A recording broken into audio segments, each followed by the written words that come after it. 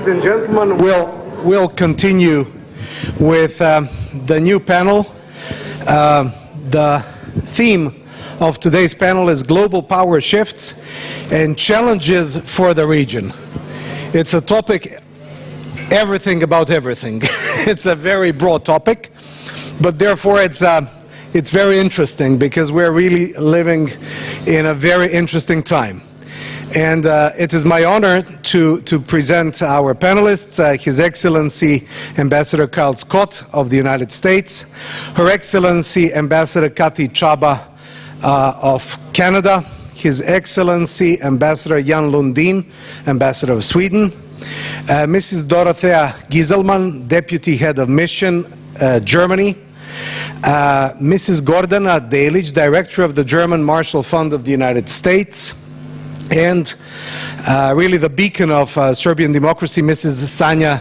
Sonja Licht, who made a huge contribution to the development of democracy and to developing the youth in the right liberal direction, and I thank you for this very much. We have a very limited time, and I would kindly, because the topic is so interesting, and we should try to cover a number of topics, both related to international relations globally and to how it reflects upon the Western Balkans. If we can restrict ourselves to brief, succinct comments of some 3 minutes approximately, so that we could go through the number of topics which we thought about. And we have heard on the panel before that clearly democracy is in a crisis, and Europe is really a very vivid example of this, but also globalization is in a stark crisis. And I would just like to ask Ambassador Scott, how would you, sir, summarize the current time we live in from an international relations perspective? Thank you very much for the question. The U.S. every year produces a national security strategy which tries to look at exactly that sort of thing. And the last strategy produced in December of 2017 said very clearly that the United States sees the world as an extraordinarily dangerous place right now. What we're seeing is a renewal of big power rivalries, and rivalries not based only on influence but also on different value systems that are at play. But added to that, I mean, we've seen great big power rivalries in the past. We have also an unpredictable number of rogue nations which are developing their own advanced military capabilities, capable of striking far beyond their immediate neighborhood. We see the rise of terror groups which are capable of seizing territory, but also of inflicting damage in the hearts of our capitals. We see migration overwhelming many countries, and a difficulty of all of our abilities to cope with the large number of migrants on the move around the world. We see criminal cartels and organized crime units capable not only of suborning nations, but in fact of capturing weaker, smaller nations. We see our own global system of international trade under new pressures. We see the global environment and climate also facing unprecedented challenges as we seek to both address those challenges but also maintain the growth that we need for the rising population of the world. We see in the richer countries a rise of a sense of economic insecurity among our citizens, while at the same time famine continues to stalk the poorer countries of the world. And we see increasingly our societies dependent upon the new digital age, raising new threats regarding cybersecurity. So that's a very complicated and difficult mix of matters to deal with.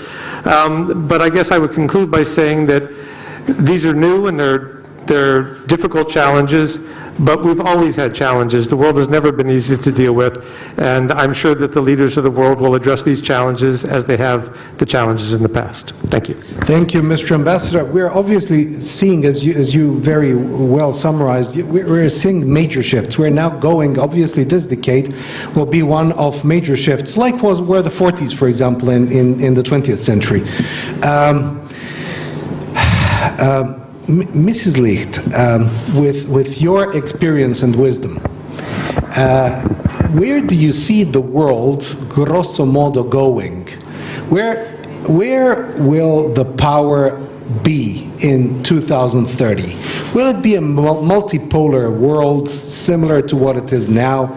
Will there be a prevailing hegemon power or an emerging hegemon again? Who will that be? How do you see the world in 2030? Simple question. Thank you. Well, first of all, thank you for your wonderful words for the introduction, and now I'm a little bit embarrassed because I'm afraid that too much is being expected from me and that I will disappoint you all. But in thinking about the future, I think Belgrade Security Forum was mentioned several times. I think what we could hear from really wise and a diverse group of people was, in fact, that they are thinking both geography-wise but also issue-wise. And I will start with the issues. For me, one of the most important highlights of the forum was the debate about the coming fourth industrial revolution. Some say it's here, some say it's coming.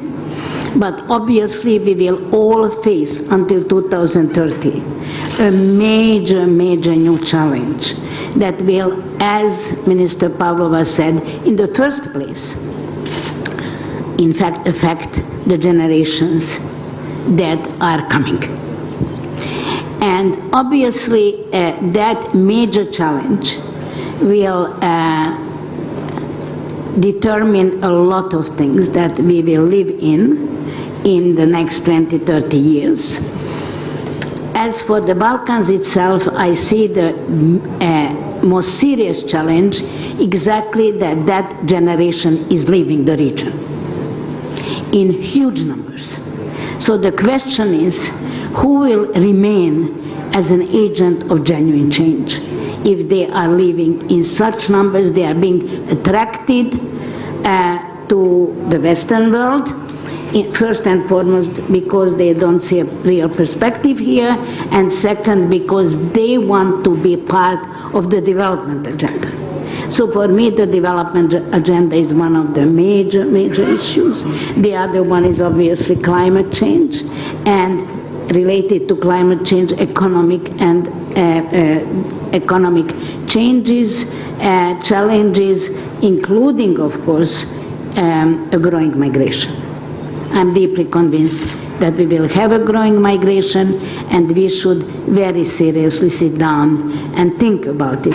There was a suggestion at the forum that similar to the expert group on climate change, maybe there should be an expert group dealing with migration processes, because this is our future, no doubt about it.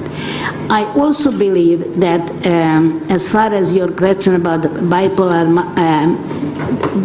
hegemon, multipolar, I think we will continue to live in a multipolar world. It is very popular now to say China will take over, but China is not alone in that, so to say, competition. For me, it was very important and interesting to listen once again to one of the experts coming from India, who said, please don't forget not only our numbers, but also our growing strength. Now, in the same time, of course, in all those countries that we are seeing to compete to be world powers, there are potential tensions and conflicts, as we can hear it daily. So obviously we are also running toward a world really very much running that will have even more difficulties of those that Ambassador Kyle named, and either we put the best brain and most good-willing people in position of decision makers, or I'm really worried that we will not be able to find answers to those challenges. Plato's advice was put into politics people who refuse to go into politics. But unfortunately, in populism, it works the other way around. I would like to ask Mrs. Delic, do you see the current trend of U.S. policies continuing in the future after 1920, or 2020, or you expect the United States maybe to a certain extent to revert to the positions in which it was before the last presidential elections? Please. I believe this is more the question for the ambassador than for me, but no, I think the U.S., regardless of the fact where the state of global affairs is now, will continue to believe in transatlanticism and will continue to invest in the alliance, in the transatlantic alliance. So I do believe that United States will continue in that aspect. Now, if you're asking me whether United States after 2020 will continue in the way that their current president is continuing, then that will greatly depend on what the next elections will look like. We can, talk about the fact that he may lose or he may win.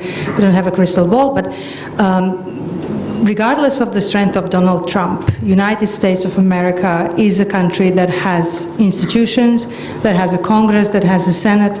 So I do believe it will continue on the path of transatlanticism in the first place. Forming this alliance, strengthening this alliance even further will be the key. And I don't think that United States of America will choose the path of isolationism. However, as it was pointed rightly before me, and as you pointed out, the globalization is in a deep crisis, and I think we do see a certain part of Huntington's book coming true, which is the regionalization of the world. But I do believe that United States of America will be able and capable of not only preserving its alliance, but maybe even broaden it in that respect. So actually, the question is the future of multilateralism.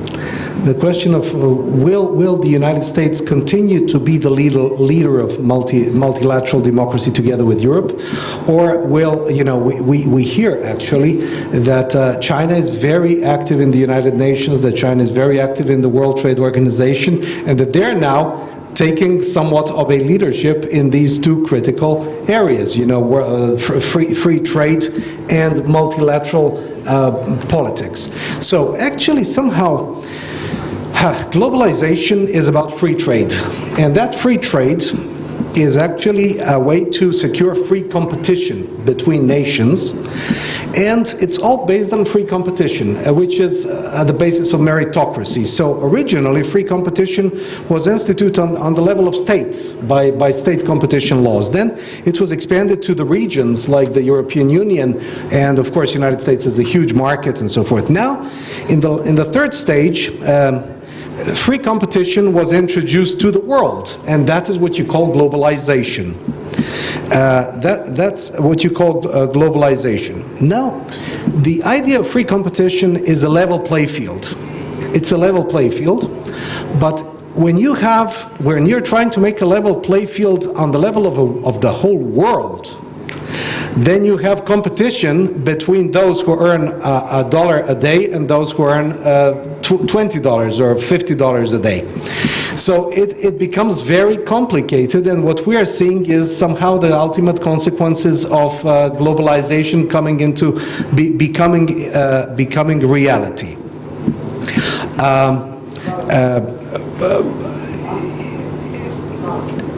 Also, democracy is in a crisis. How do you see, Mr. Ambassador Lundin, the crisis of democracy in Europe and this, as we have heard just earlier, the struggle between liberal democracy on the one side and populism on the other side?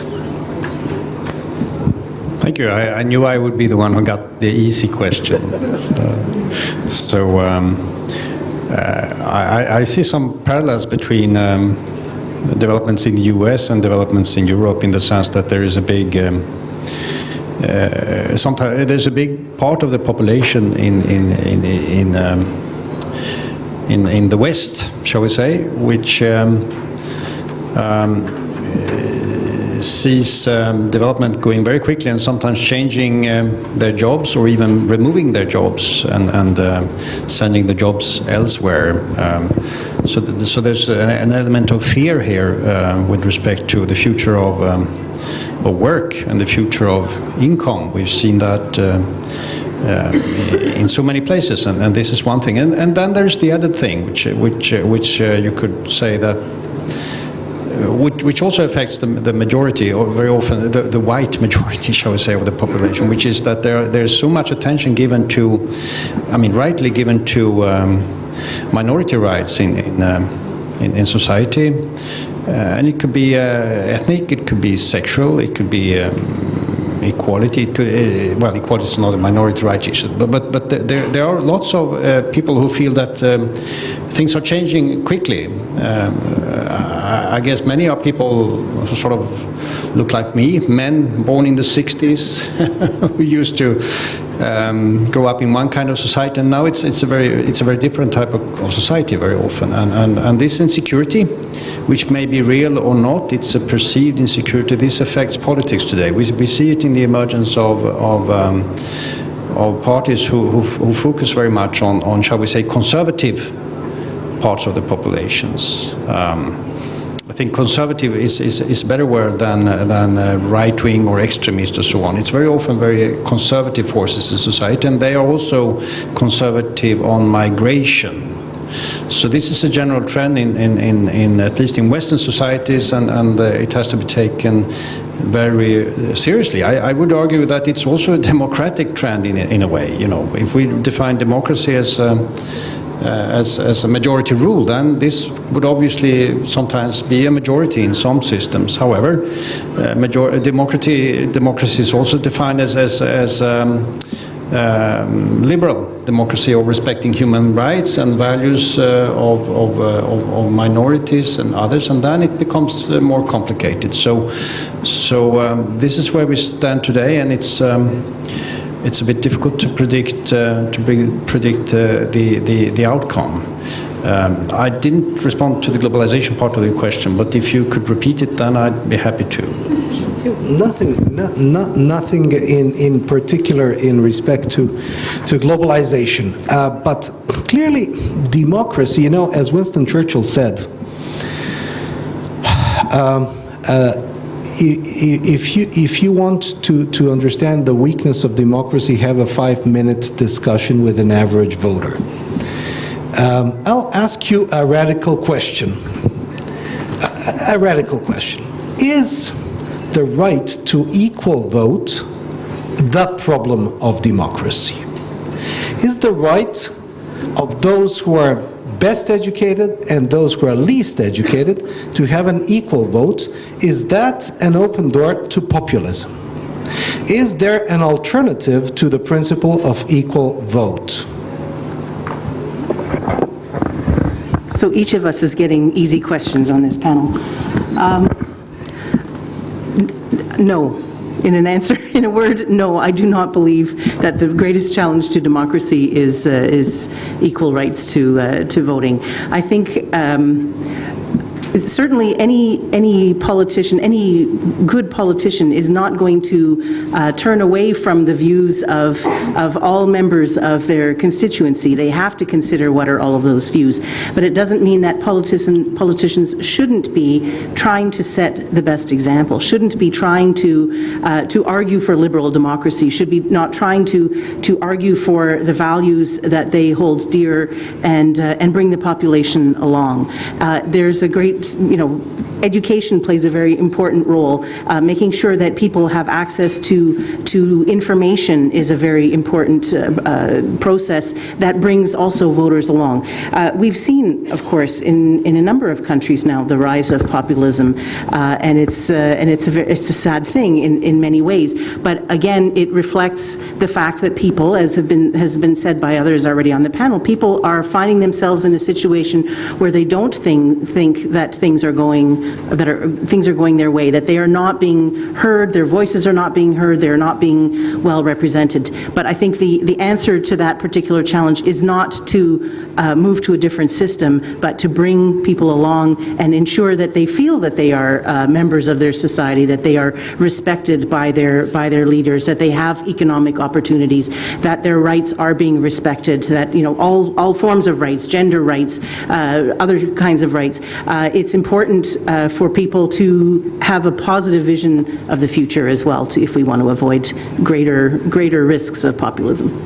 Thank you, Kathy. I have just one thought to share with you, which I heard somewhere. Whether it's true or not, I'm really not sure. But the urban myth says that in one country in Northern Europe, there is an idea, or it has probably an idea only, that you, for example, organize some kind of state exams, like you have a Škola političke izvrsnosti, School of Political. So you make a state exam, and everybody has the right to pass that exam. And who passes that exam has the right, for example, to 2 or 3 votes instead of 1. So actually, everybody is equal, and everybody has a right to pass the exam. But who passes the exam has a stronger vote, because there is an assumption that that person understands policies better and is less open to populism and demagoguery. I'm not expecting an answer, but just think about it as an idea. Okay. Think about it as an idea. Anyway, was Professor Huntington right with the clash of civilizations, where we see now the questions of medium-range rockets again on the table between the United States and Russia? Or will globalism eventually prevail? What do you think? Will the world be divided into cultural groups, as Professor Huntington, because we see really that ethnicity and particularly religion are, and also, well, a way of life is aggregating the world in certain large groups. Will that be an important aspect of an important ingredient in developing international relations, or will globalism eventually prevail? Yes. Thank you. You are asking me this question, who I am a historian, and as a historian, I don't believe so very much in those political scientists' grand theories. So there's no question that globalization is a fact. Ambassador Scott has mentioned some of the urgent challenges in the more political field. So there's no question this implies challenges, there are conflicts involved, but I think it also gives a lot of opportunities.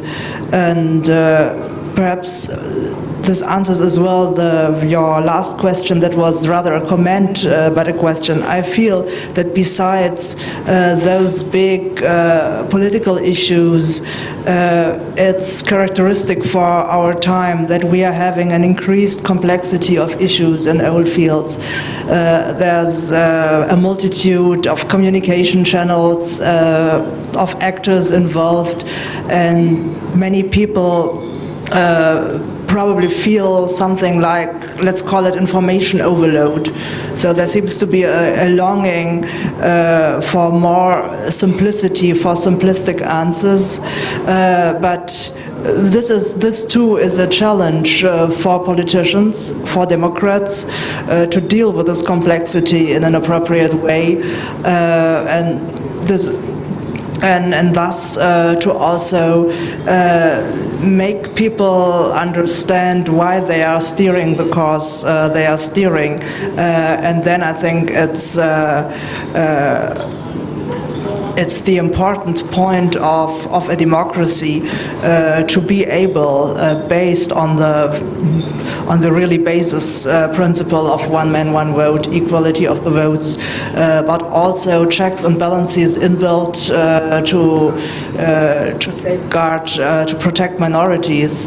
Again, so democracy should be more than a simple rule of the majority. So sorry, I felt the obligation to comment on your last comment as well. But again, with regard of this question, clash of civilizations, globalization, one point I would like to make is the importance of cooperation, international cooperation on all levels, and especially in a region like the Western Balkans. I think it's very important to work together for the countries to try and deal with the challenges of a globalized world. And here I feel that processes such as the Berlin process, regional cooperation with the project of a regional economic area, and so on, all this is very important. Thank you very much. Now let's turn a little bit to the region and generally to the position of small countries. And it's a very complex thing. When you see how much actually small countries are influenced by the large countries, then you ask yourself whether sovereignty exists really in life, or is it just a legal construct which was invented. And I looked back a little bit at this theme, and sovereignty was a topic from the 18th and 19th century, when you had large empires who could break the nose of the other easily, each to the other, and they were comparable in force, and the concept of sovereignty was actually recognizing the actual force of each of those empires who were competing. Then the world has changed. Many small countries emerged in Europe after the First World War. Then nuclear bombs were invented and used, and things are completely different. When understanding the paradigm of international relations of small countries, should they really think of sovereignty in absolute terms, or how should they interpret their position in the world? Are they sovereign, or are they just, parts of a larger domain? What do you think, Mrs. Licht?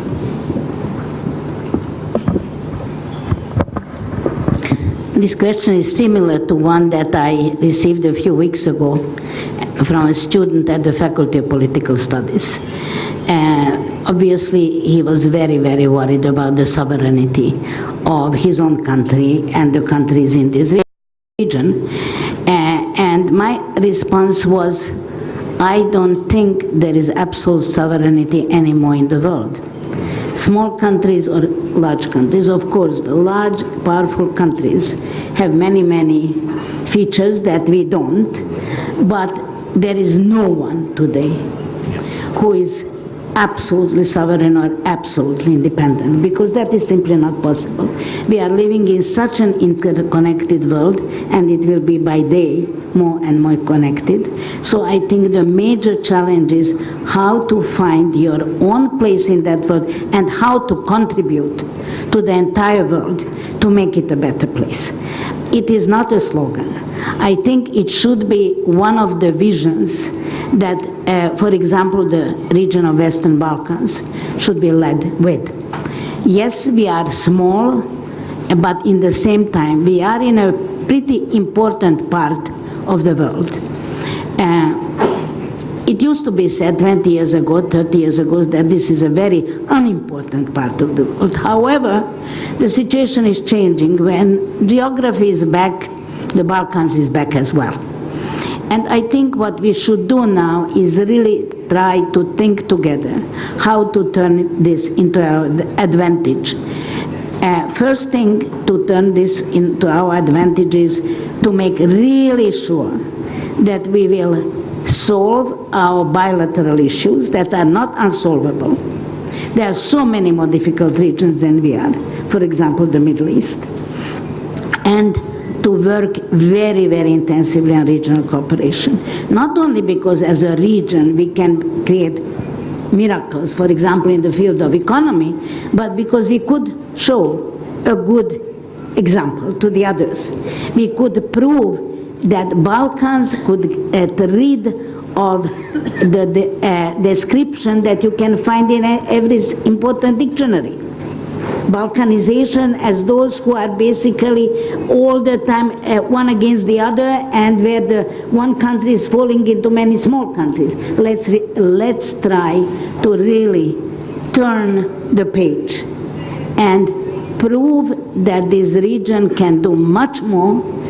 There are actors who are already doing it. I saw on your program that, for example, the head of the Chamber of Commerce will be here in the afternoon. He and his colleague from Pristina managed to do something that others did not dare to do. So there are, and also within the civil society and different sectors, which in fact managed to cooperate even in the 90s when it was almost impossible. If 25 years after the wars, 30 years after the wars, we are not able to overcome, in fact, the narcissism of small differences and to move into a force that can prove that change is possible and that we are mature enough to be part of the European Union, to be part of Euro-Atlantic integration, then I'm afraid we will remain out of history. If we do it, if we come together, we can in fact become much more powerful than geographically or economically we are at the moment. Thank you very much. You remind me of the words of this Zagreb professor, a professor of political sciences from Zagreb, who wrote a wonderful article saying the 90s, with the fall of the Berlin Wall, actually Eastern Europe got liberalized. It got liberalized, it became liberal, whereas the Balkans went to war in the completely opposite direction.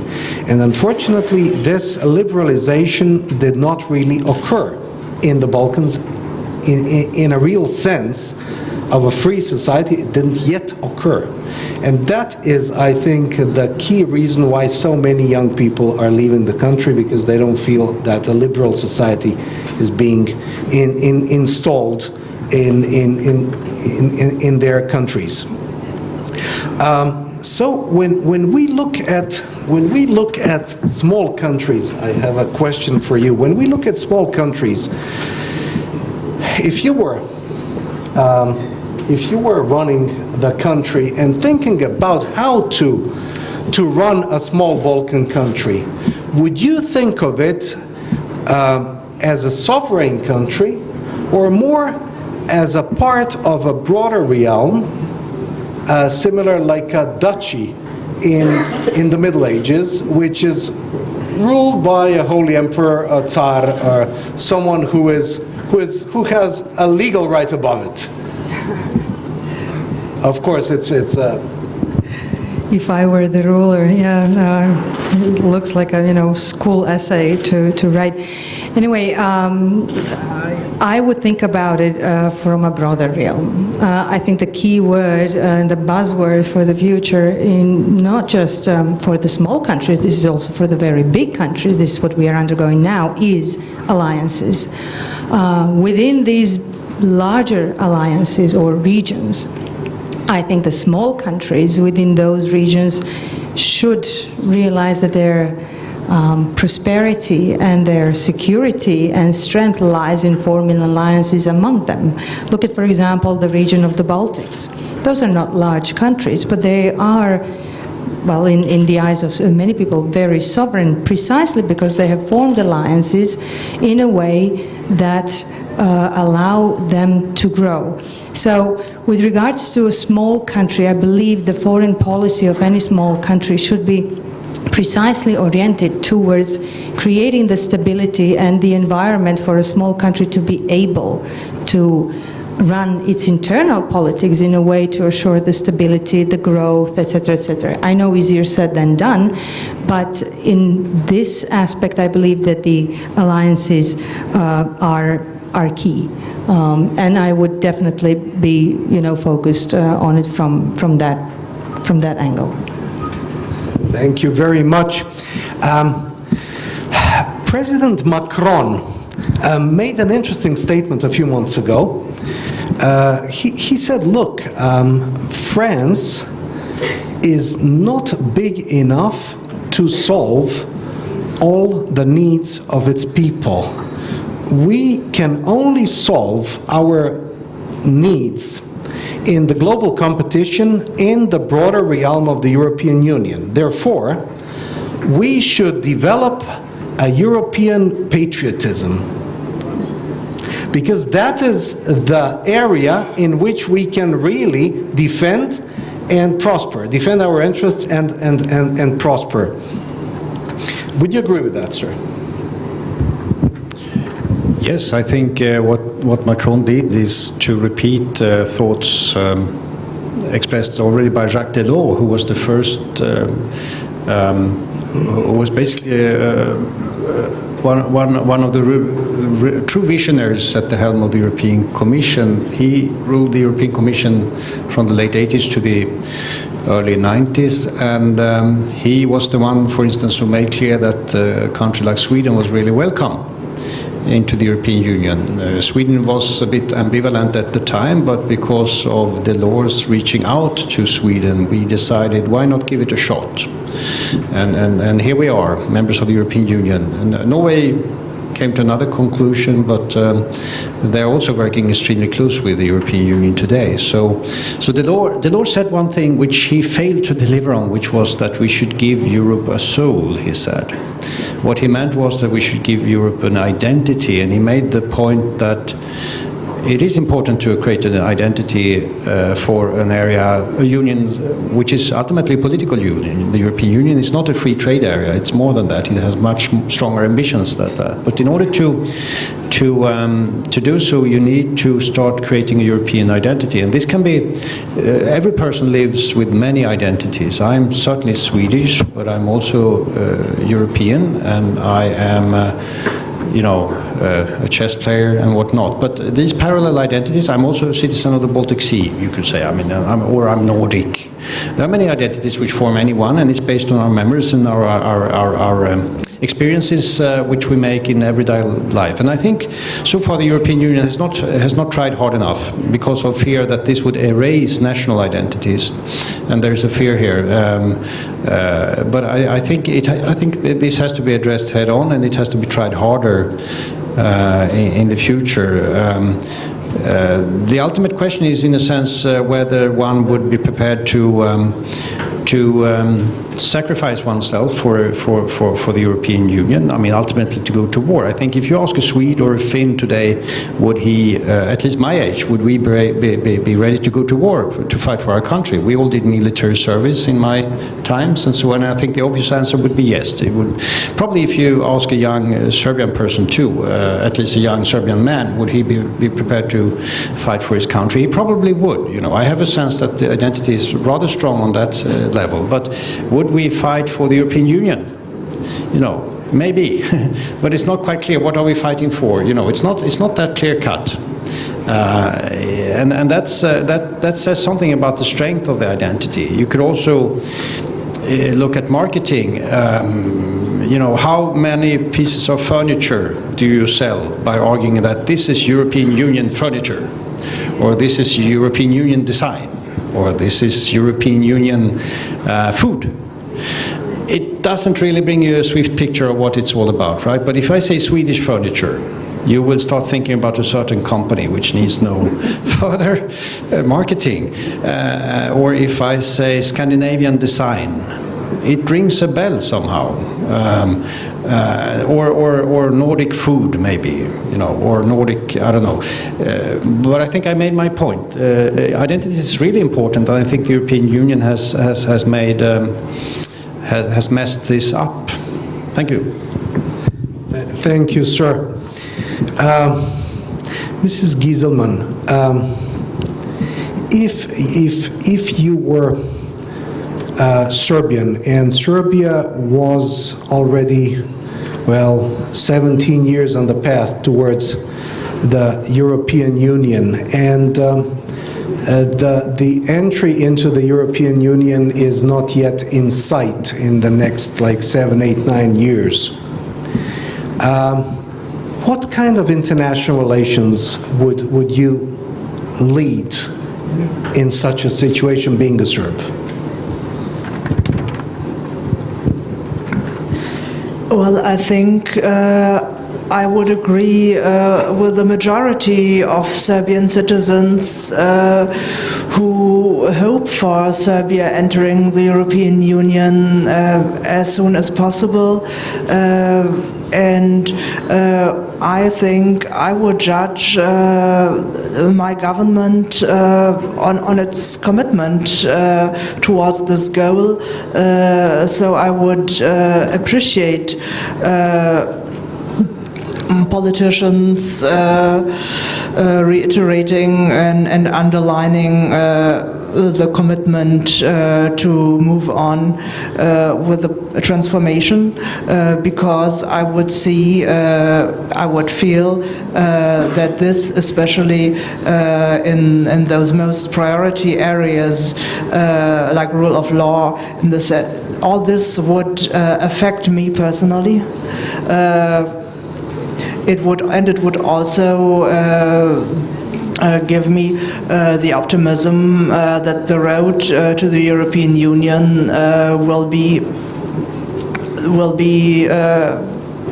driven along further. And of course, I would take note that, for instance, I think it was mentioned on the last panel, that there is this promise reiterated at the Sofia summit that Serbia is on the way to the European Union.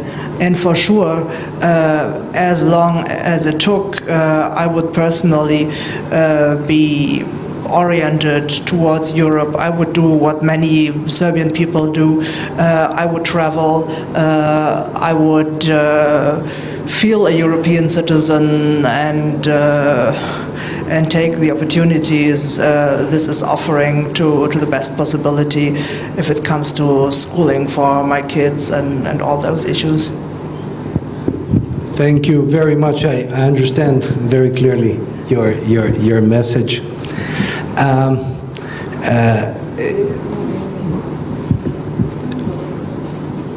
I would ask each one of you, what if you were the ruler of Serbia, which would be your critical aims to achieve? For example, 2, 3 critical aims to give a future to Serbia and its people. Mrs. Chava, would you please take the floor? Thank you. I would say, first of all, I would point to the importance of achieving the rule of law. And I say this not only because it's such an integral part of the EU accession process, which it is, of course, under chapters 23 and 24, but also because it is a very worthy objective in and of itself. It's achieving the rule of law, democracy, good governance, in fact, is better for the countries themselves and for the citizens of those countries. So for Serbia, I see this as a very important goal. I would also, as was already reflected earlier, insist on achieving greater regional stability and cooperation. And I think trade cooperation within this region is very important, but also, as has been said, managing to find ways to reach peaceful agreements amongst the countries of the region, because that is so important for the future of Serbia and its people. Those would be the two I would point to as being the most important. Thank you. I couldn't agree more, definitely. Mr. Ambassador Scott, America is doing a lot through USAID and other support programs. The United States is doing a lot for Serbia and has been doing for a very long time. From what I understand, in Romania, the rule of law was to a great extent developed by the US teams, maybe more so than the European Union teams. And that was done so effectively that the brother of the president went to jail. Were you considering developing the rule of law in a more robust manner here in the Western Balkans? Thank you for the question and for the opportunity to give an advertisement for USAID. In fact, over the last 2 decades, we've given over $1 billion in assistance here to Serbia, some of it based on basic humanitarian projects, building hospitals, roads, schools, and that sort of thing. But a lot of it has, in fact, been invested in rule of law style programs here in Serbia. We've helped to not only renovate all of your basic first courts of instance, but also connect them together and provide training to the judges so that a judge's opinion in one court should look very similar to a judge's opinion in another court, so that it would be upheld also upon appeal to a higher court. We've done a lot of work on training your prosecutors and your police to make sure that they present cases which can stick in court. So I think that a lot has already been done. Does that mean that it's perfect? No. I think clearly, and I would agree very much with my Canadian colleague, that focusing on rule of law and on improving relations with the neighbors are the key elements that have to be put in place for Serbia to move forward on its strategic ambition, which is to join the European Union. You talked about this problem of small countries and limited sovereignty. There are lots of examples of small countries which are incredibly successful as well, right here in this continent. The one thing that distinguishes them, though, is their focus on a environment that is stable for them to progress, and focusing on developing the capabilities of their people to the best that they can, given the circumstances that they have. Here in this region, we've seen a political environment which has not been conducive to development. We see countries which haven't really even reached the benchmarks that they had at the beginning of the 1990s. So reconciliation with the neighbors, putting the past behind, and focusing on building on the strengths that the countries themselves bring to the table. And we had speakers earlier today speaking very, I think, effectively about the strengths of the Serbian people, the education system, the creativity. That's where the focus needs to be for the future. And a basis for that has to be a feeling that they can get a fair break within the country they live in. And that brings us back to the rule of law question that you asked. We're doing, I think, what we can. Others are also doing what they can. But this has to be a process driven by the Serbian leadership from the top and the Serbian people from the bottom. Thank you. I couldn't agree more, and thank you for these really wise words. Mrs. Delic, what would be the aims that you would pick for Serbia if you were all at once again the ruler of Serbia?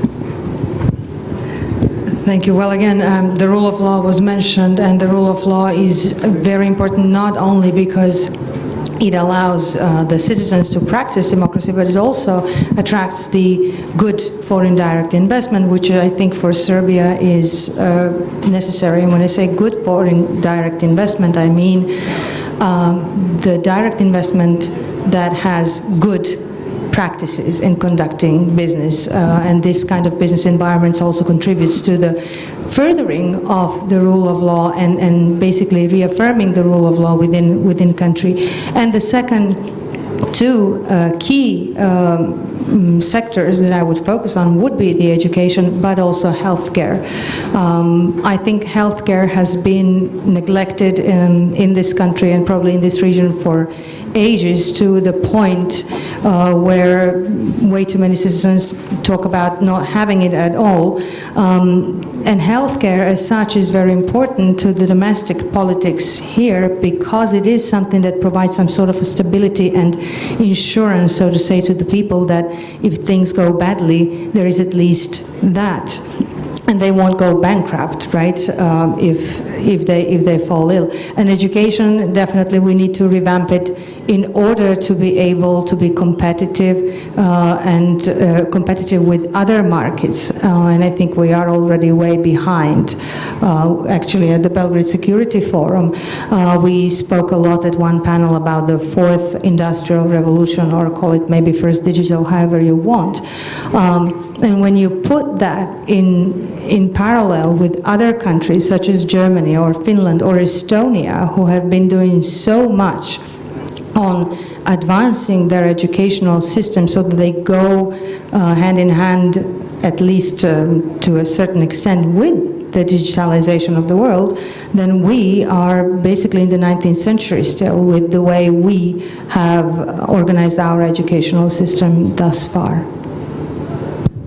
Thank you very much. Absolutely, both education gives clearly the future, or it takes away the future. And I think that our educational system in Serbia is very challenged. It's very challenged, it's very outdated, and it needs a major reshuffle, as does the healthcare system. Both are in really creating huge impediments to the quality of life in Serbia. In 2006, I was told by the office of the Prime Minister to go to Germany and talk to the Bundeswirtschaftsminister about a project in the field of energy.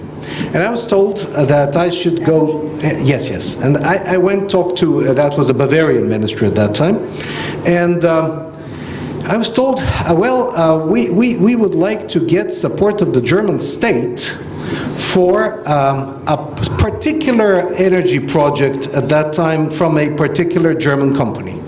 And I was very doubtful to ask the German state that the German state supports a particular project with a particular German company because of your Wettbewerbsrecht, competition law, right?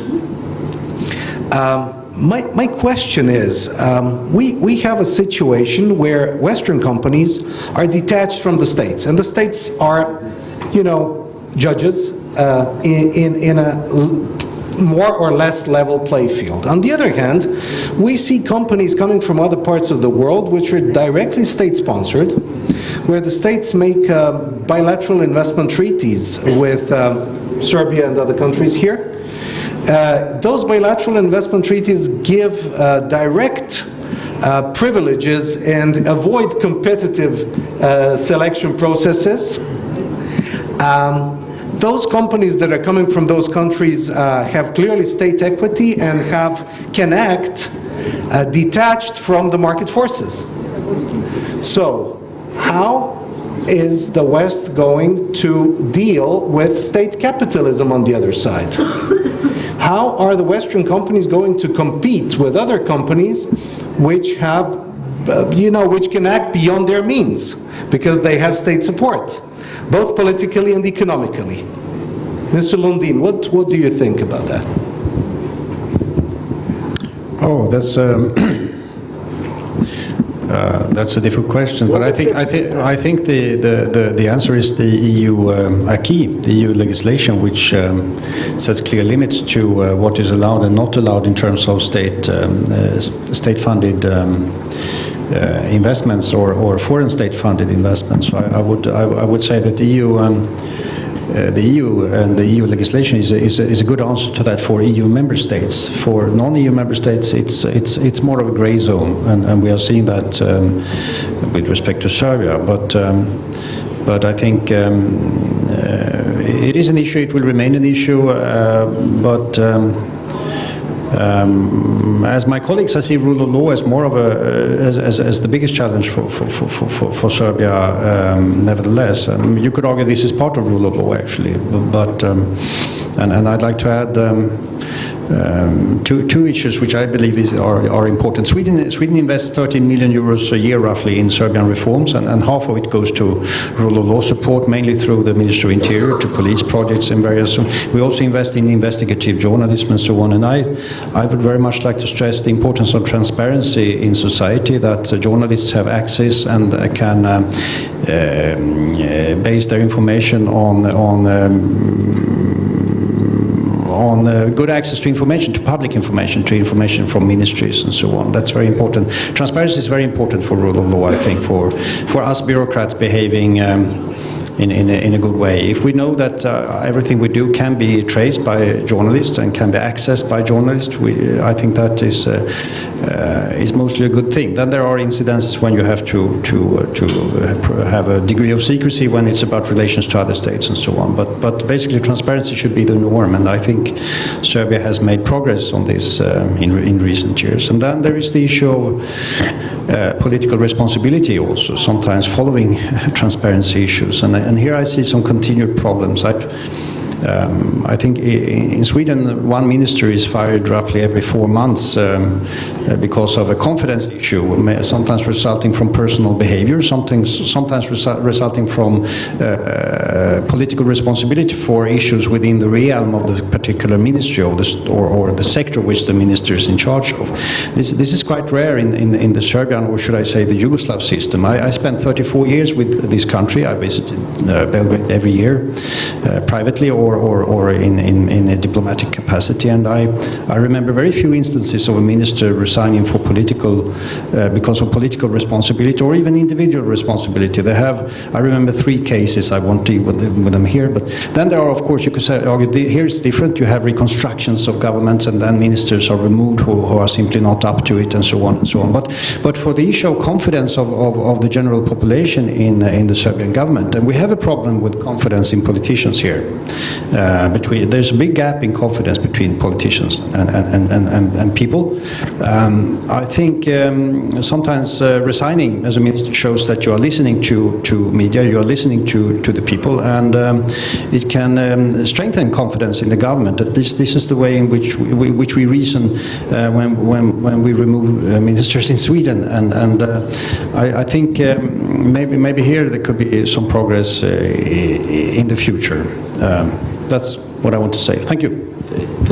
Thank you, sir. Mrs. Please. Okay. I would like to add 2 little elements to Ambassador Lundin's answer. One is I'd like to say not capitalism, but the market. The market needs a framework in which it can operate to reach its best results, which is the role of the states to provide it with through laws and rules, and of course the EU rules Ambassador Lundin has mentioned. And this again is one of the elements where EU accession negotiations are so very important for Serbia, because it gives an incentive to pass, to adopt and implement that legal framework that is helpful to achieve a best working market economy, and thus making Serbia also fit for EU accession and the European single market. And second answer is I would trust in the quality of the offers of good companies. For instance, being a German, I can mention German companies. Germany is one of the biggest investors in these countries, so obviously German companies do not need to worry, but can compete very well in this market. And one final sentence, since Ambassador Lundin earlier on had mentioned Swedish furniture, I'm very tempted to mention a big German supermarket chain that was the latest arrival as a German investor in Serbia. People got killed because of the chicken there. You know, it's a diversion against Serbia, this supermarket, you know. There were thousands of chicken which appeared on markets tomorrow morning, you know. Kalinićeva pijaca was full of chicken from Lidl and so forth, you know. Mrs. Licht, would you please close this session with your best advice of decades of being a political leader in Serbia and the region?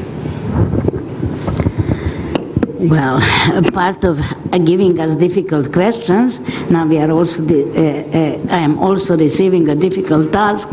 It is challenging really to close this session where so many important issues were mentioned and so many challenges in the same time. I deeply believe that what Serbia and the region need is a developed rule of law, underlining that of course includes or is built on human rights and minority rights, that we need a much better governance that will be built on a very serious understanding of responsibility of ministers, but also everybody else in the administration, both nationally and locally. Thus, I would also like to mention the necessity of decentralization of all these countries, very much including Serbia. And the third thing which I would like to mention is that, yes, we can be much more competitive and much more adhere to democratic values if we pay a huge attention, and not as it is now, to education. Education, and education.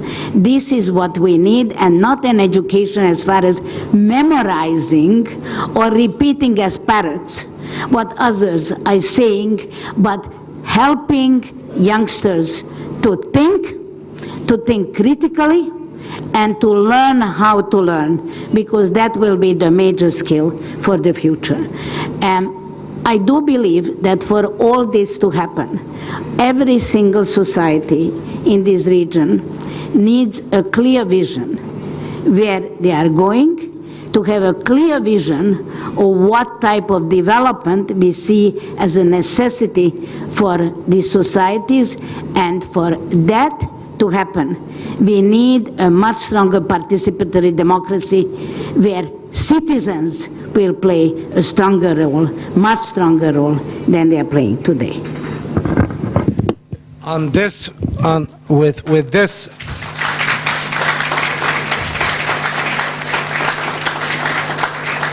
this, this was truly remarkable, Mrs. Licht, truly remarkable.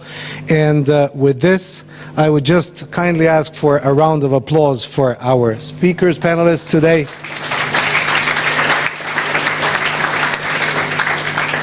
And thank you so much, and we adjourn.